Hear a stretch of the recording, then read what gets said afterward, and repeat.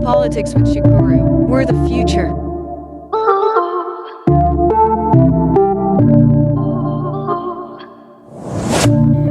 Hello everyone, this is Geopolitics.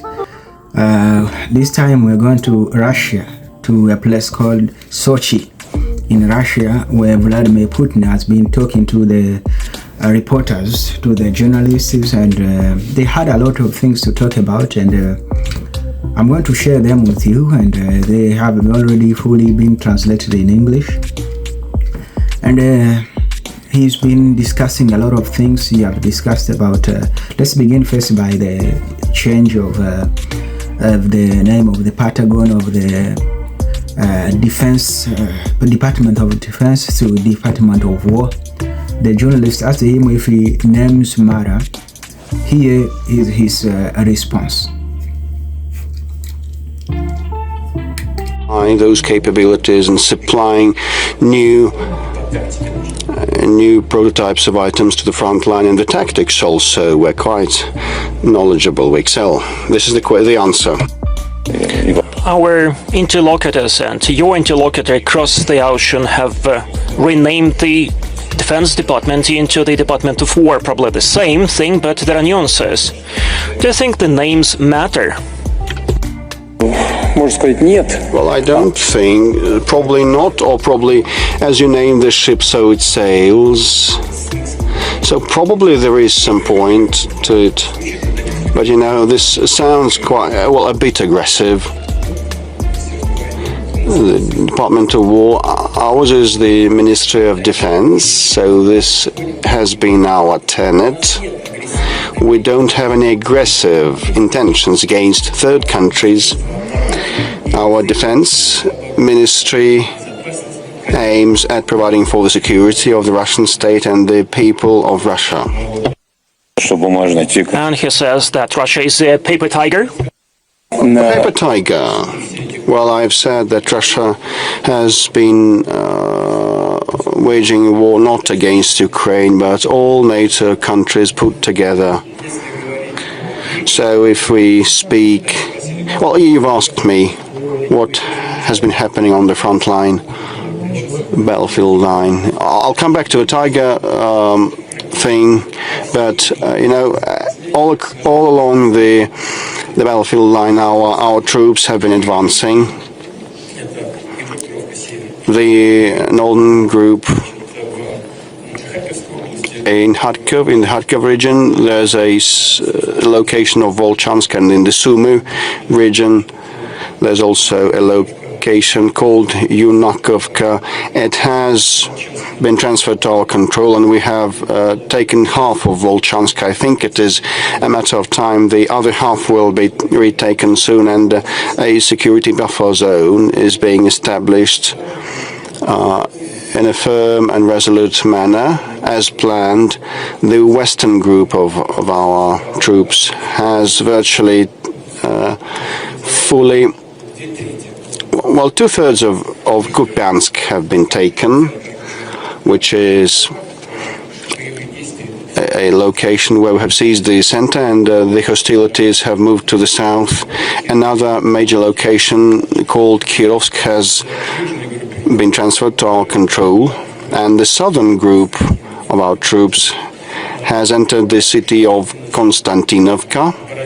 This is one of the defense bastions like Konstantinovka, Sloviansk and Kramatorsk, which are the fortifications that had been created for more than 10 years with the help of the Western professionals and military professionals, but we have approached and entered those, including also Seversk, a major location too, and the hostilities are ongoing there. The central group of our army has been quite active and efficient in operations, and they have entered the location of Krasnoarmeysk, in the south of it. I will not delve into detail, also because I just don't want to inform our foe, strange as it might seem, because this might seem strange, my words, but actually they don't know what has been happening.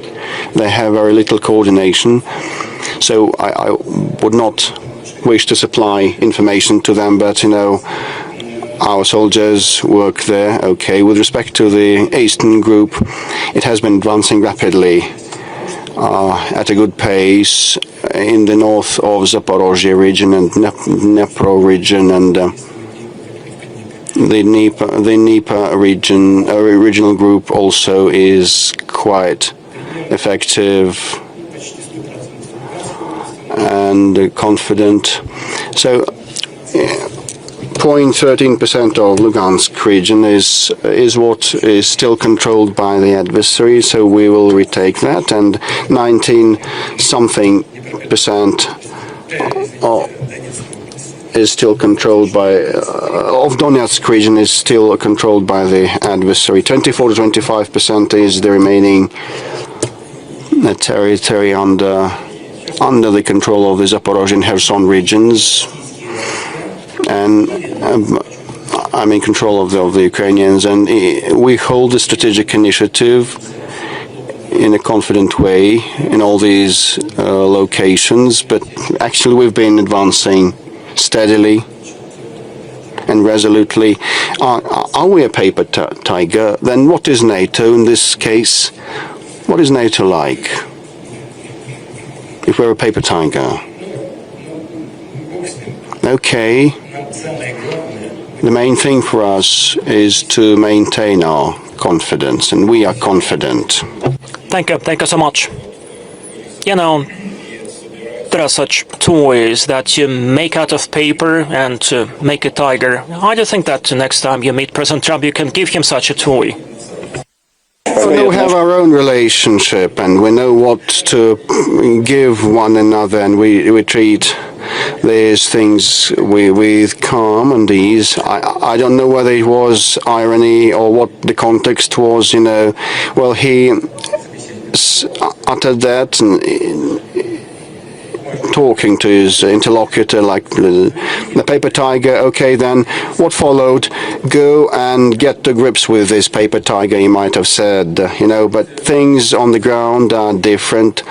Actually, the problem is, well, they receive, the Ukrainian army receives a lot of supplies of arms, as many systems as they need, but in September they have lost 44,700, and around half of that is irretrievable, and the forced mobilization brought in only 18.5 thousand new recruits, and 14.5 thousand have returned after treatment in hospitals. If you add the mobilized ones and the returnees and all those who they lost, it's minus 11,000 per month. So they cannot replenish their reserves on the front line, but they see their army dwindling. If we take January to August, this span, 150,000 people have deserted, and they have recruited 160,000 more, but 150,000 of defectors is a lot. And, given the current casualties, that means that they have only one alternative, reducing the mobilization age, threshold age, but this will not yield good results. According to our and by Western specialists, this will hardly give or yield positive results, because they don't have time to train their newly recruited soldiers, because our troops keep advancing day after day. So they cannot entrench themselves or train their military personnel, and their casualties exceed the inflow. So they'd better the Kiev leadership would better think of how to come to terms, and we proposed that on many occasions, or train their military personnel, and their casualties exceed the inflow. So they'd better, the Kiev leadership would better think of how to come to terms, and we proposed that on many occasions. Do we have enough personnel for everything? We have a lot of these. We also have casualties, but they are much lower than the ones of the Ukrainian forces. And our recruits are volunteers. They volunteer. They come to the draft stations on their own will. We don't have any forced mobilization, any compulsory mobilization, unlike the Kiev regime.